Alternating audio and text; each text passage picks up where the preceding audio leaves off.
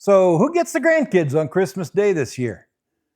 That actually used to be a fun question, but now if you're a retired grandparent, it can feel like a minefield. Your adult kids are juggling their kids, their in laws, three different dinners, maybe travel, and you're left there sitting, boy, are we still even in the rotation anymore? Or are we just a quick visit if there's time left over? And nobody prepared us for that part of retirement, the part where Christmas changes and you're not the center of the holiday anymore. So let's be honest, this isn't really about the calendar. It's about what the schedule seems to say about our place in the family. I mean, and on paper, this sounds easy, right? It's just scheduling. How hard can it be? Can we see you on Christmas Eve instead of Christmas Day? Could we do our family thing on the 28th this year? They ask you that, but down underneath, it doesn't feel like calendar math. It feels like a bit of a demotion. So for years, Christmas at our house was the big event. Kids tumbled out of bed, there were cinnamon rolls in the oven, toys everywhere, wrapping paper all over the floor. And we were right in the middle of it all, smiling and having a ball. But now, sometimes it feels like we're just one more stop on the tour. They say, oh, hey, we'll swing by for an hour between nap time and the next dinner. So if you've ever felt that little ache in your chest, maybe even a little resentment, it doesn't mean you're selfish. It means you love your family and you miss how it used to be. You know, we're allowed to grieve the old traditions even while we're trying to build new ones. And for some of us, there's a twist that nobody sees because the holidays are hard on introverts in a very specific way. So now, if you saw my video about being retired and an introvert, you know I'm not exactly the, hey, let's have 4 big parties in 3 days kind of guy. Big gatherings are, well, they're wonderful and all that, but they're exhausting. So here's where the weird tension is for people like me and maybe like you. Part of me misses the days when everyone was together under one roof. But another part of me is quietly relieved we don't have to have 20 people in the house from dawn until midnight anymore. You, you ever feel like, on Monday I'm thinking, it'd be so nice to have everyone together again this year. And then on Thursday, after we've actually done it, I'm kind of thinking, I need 3 days alone in a dark room to recover. Yeah. So if you're an introvert in retirement, there's, an extra layer here. We're dealing with the sadness of, hey, we're not the center of Christmas anymore.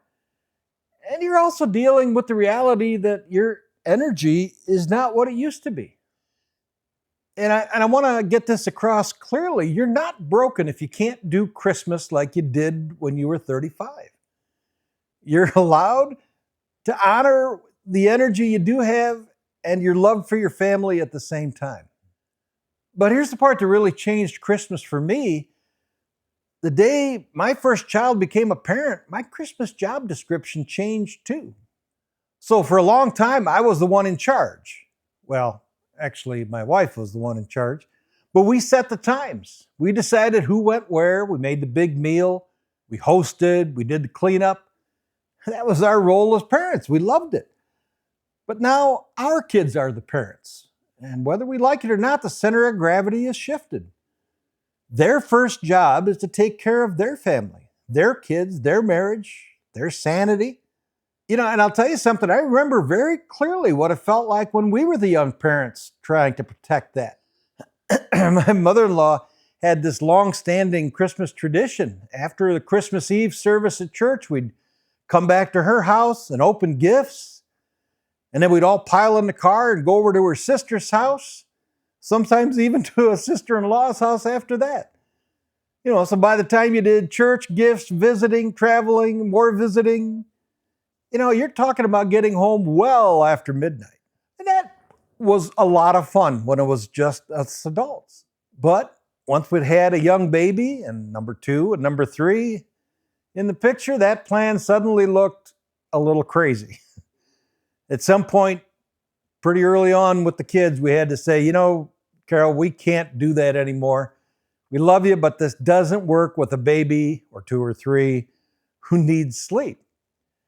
And honestly, she had a hard time with that. It took her a couple years to adjust to the fact that we couldn't just run the same schedule we always had. But here's the beautiful part. She did adjust.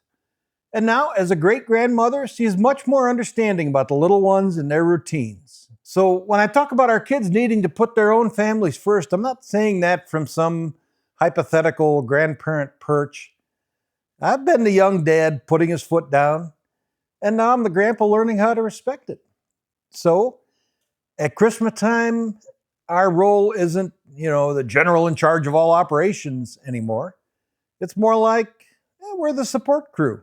We're there where we're needed. And there have been years where my first thought was, oh man, but that's not how we do Christmas. And I had to learn, usually the hard way, that trying to hang on to control was hurting the relationships more than it was helping the traditions. So now I try to ask a different question instead of, all right, how do I get everybody here on December 25th at 1 p.m.? I try to be more flexible. I try to ask the kids, okay, what works for you this Christmas? That one question can change the whole tone.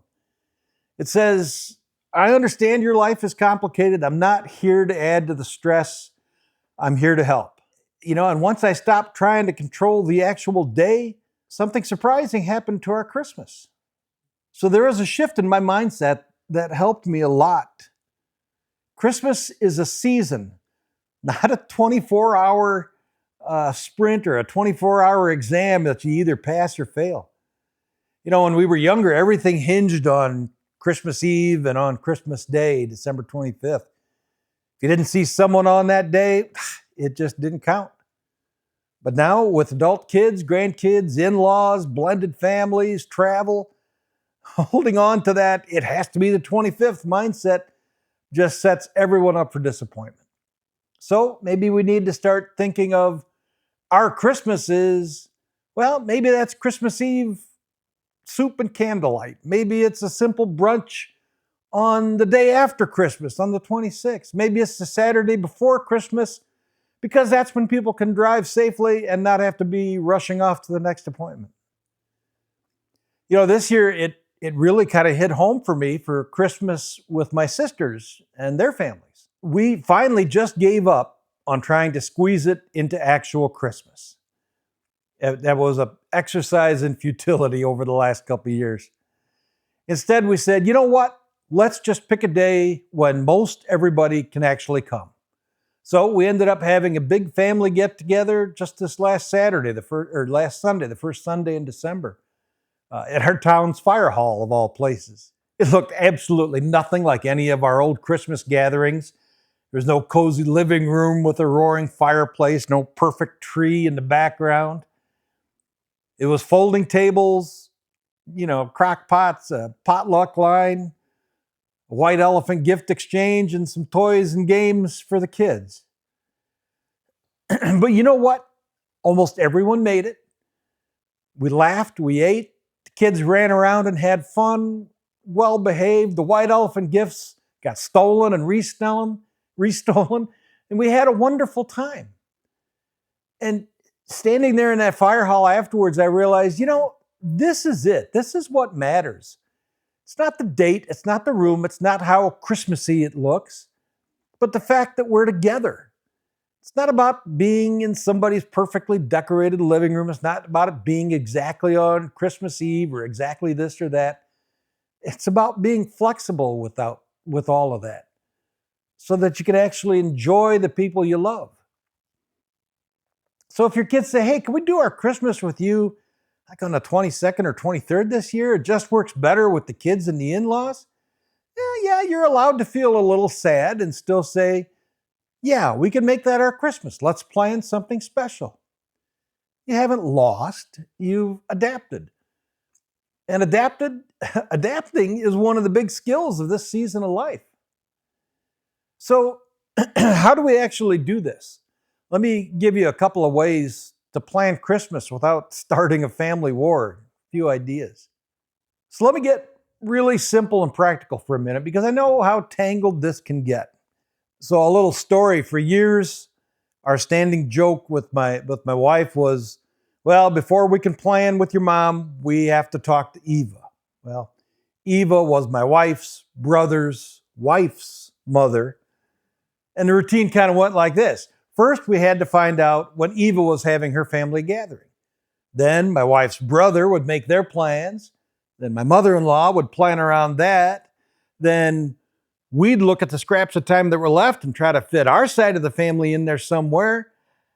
And then we'd try to coordinate all of that with my family too. So yeah, by the time everyone had their say, you almost needed a flow chart just to figure out when you were allowed to eat turkey. It could be super frustrating, and there were plenty of moments when I thought, why are we always at the bottom of the pile? But here's what I learned. Getting angry never helped. It didn't change the schedule, and it only made an already tough situation feel worse. What did help was being flexible and keeping a sense of humor, and reminding myself that the goal was to see the people and love them well, not to win some imaginary competition by having the first meal of the day.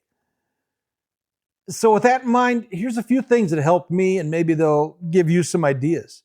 So the first one is ask early and ask open-ended. Instead of announcing, okay, everyone at our house at noon, instead try, hey, we'd love to see you guys and the kids. What time or what day would be easiest on you this year?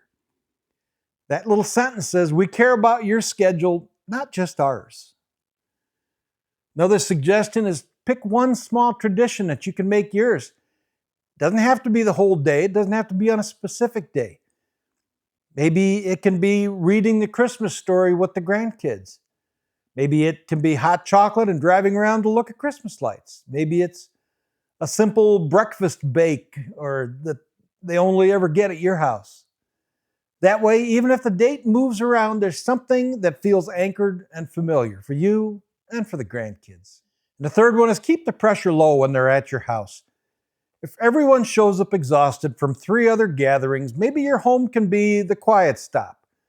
Fewer dishes, more paper plates, more sitting on the floor with the kids, less fussing about everything being perfect. You know, introverts like me appreciate that, and honestly, everyone does. And before we wrap up, I need to say something just to the quiet grandparents, the ones who love their family but feel wiped out by all the noise and confusion. Because there's something else going on at Christmas that we don't always admit. Sometimes we say yes to everything because we feel like we should, and then we're really kind of secretly hoping that one of the events gets canceled so we can stay home in our slippers and just relax. And if that's you, I get it. One of the lessons I've learned in retirement is that I need to be honest about my energy. So maybe for you, loving your family well this Christmas doesn't mean attending every single family gathering. Maybe it means hosting once, really being present and calm. And then for the other ones saying, hey, we'll try to stop by for an hour, but then we're going to head home and rest.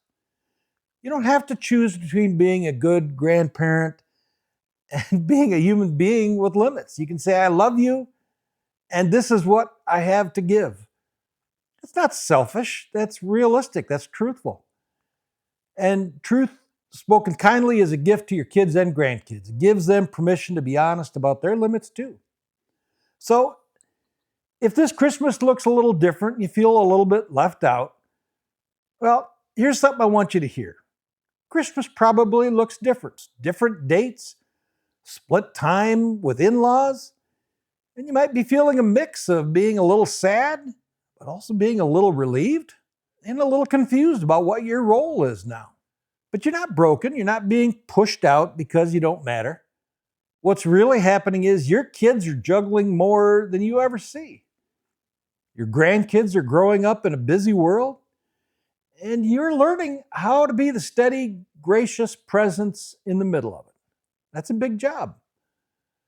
And it might not always happen on December 25th at 10 a.m. sharp, but the memories you're building, those still count. Kids don't remember the date on the calendar. They remember how it felt to be with you. So I don't have this all figured out. Some years I still feel that little stab of, boy, why aren't we all together like we used to be? But then I remind myself every season of life comes with new rules, new roles, and new chances to love people well. So, how about you? How are you handling Christmas now that your kids have families and in laws? Do you feel left out sometimes? Have you found any new traditions that work in this new season? I'd love to hear your stories in the comments. And your comments will probably encourage another retiree or grandparent who really needs it this week.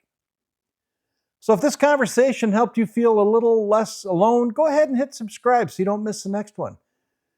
And if you're an introvert in retirement wondering what friendship and social life are supposed to look like now, I've got another video where I talk honestly about that. I'll link it here at the end. So take good care of yourself.